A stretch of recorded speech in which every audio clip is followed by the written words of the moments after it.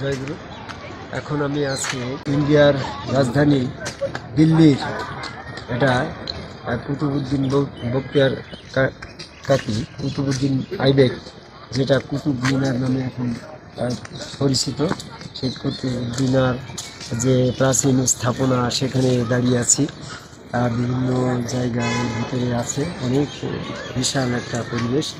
আমি সেগুলো বিভিন্ন জায়গা অত্যন্ত ভালো লাগলো।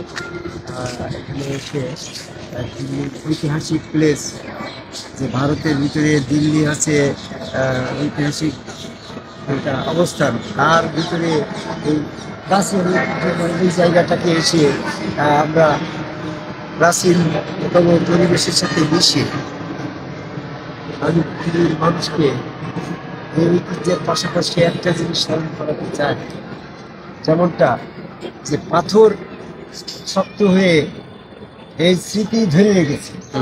এটা কিন্তু ঝড় বৃষ্টি বাদল আগুন কোনো অবস্থাতেই এটা ধ্বংস হচ্ছে।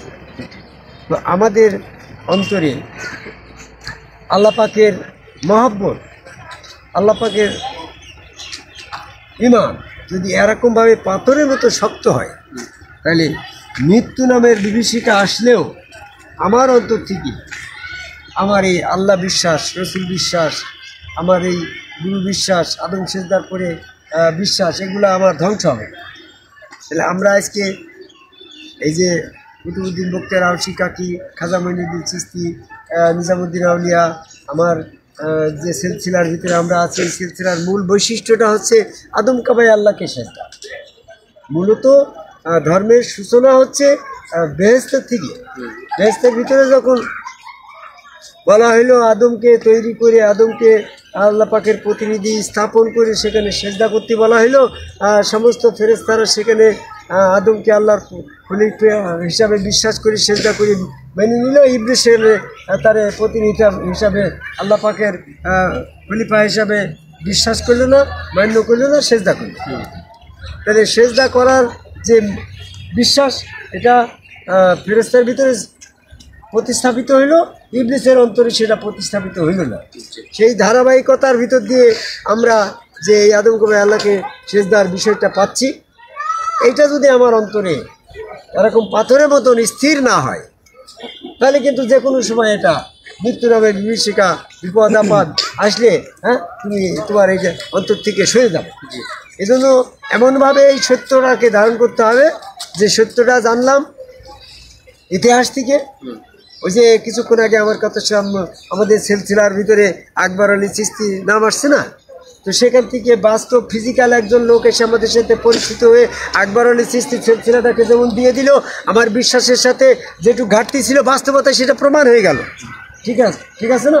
ঠিক বেহেশতের ভিতর থেকে আদমকে সেজদা করছিল ঐতিহাসিকভাবে জানছিলাম, কিন্তু বাস্তবে দেখলাম আমার গুরু নিজামুদ্দিন আহমেদ চিশতি তার গুরু আলিজাদ চিশতিকে সেজদা করছে। আমরা বিভিন্ন জায়গায় ইতিহাস ঘুরে দেখলাম এই সেজদা প্রচলিত আছে। ইভেন তোমার নবীদের ভিতরেও সেজদা প্রচলিত ছিল, যেটা ইউসুফ আলাইহিস সালামকে সেজদা করছিল, ইউসুফের 11 ভাই পিতামাতা। এরকমভাবে মুসা আলাইহিস সালাম কী করছিল, এরকমভাবে আমরা আরও দেখেছি যে নবীদের ভিতরে কোনো পার্থক্য নাই। যে আদম আলাইহিস সালাম নবী ছিলেন তাকেই সেজদা করছে, ইউসুফ আলাইহিস সালাম নবী ছিল তার ভক্তরা তার উম্মতরা তাকে সেজদা করছে। আমার অন্যান্য কোনো নবীদের ভিতরে এই সেজদা ছিল না, এবং আমার নবী মুহাম্মদ সাল্লাল্লাহু আলাইহি ওয়াসাল্লামের উম্মতরাও তাকে সেজদা করে নাই। এমনটা তাদের অনুভূতি। তাদের ক্ষেত্রে আমি বলতে চাই যে নবীদের ভিতরে কোনো পার্থক্য নাই, বৈষম্য নাই। সূরা বাকারা 136 নম্বর আয়াত।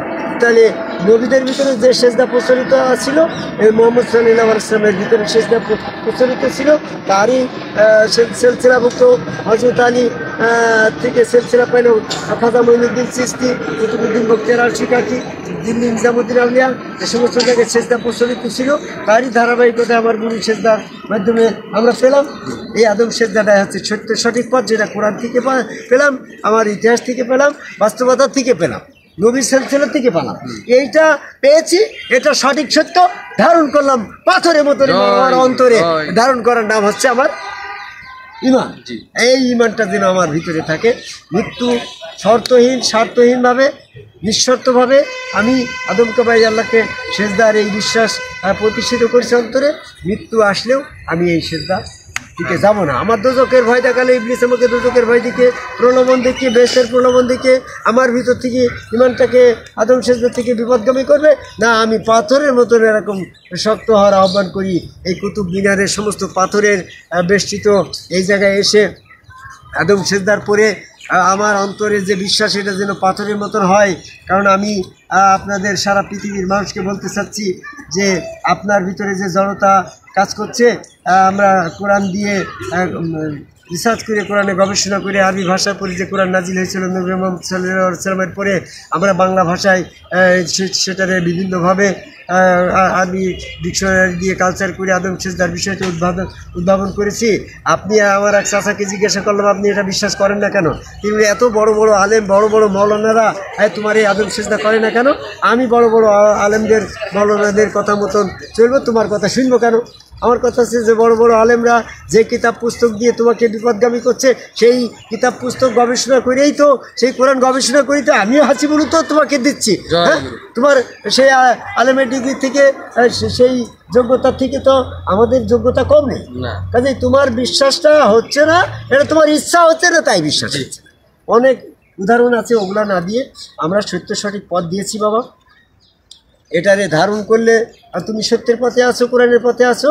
আর এটারে ধারণ না করলে মিথ্যা মনে করলে শয়তানের পথে আছো। কোরআন মোতাবেক যারা বিধান দেয় না তারা জালেম ফাসেক কাফের। সূরা মাইদা 44, 45, 47 নম্বর আয়াতের দিচ্ছে আকর্ষণ করে বলছি আমরা আদম সেজদার পথটা কোরআন মোতাবেক আছে।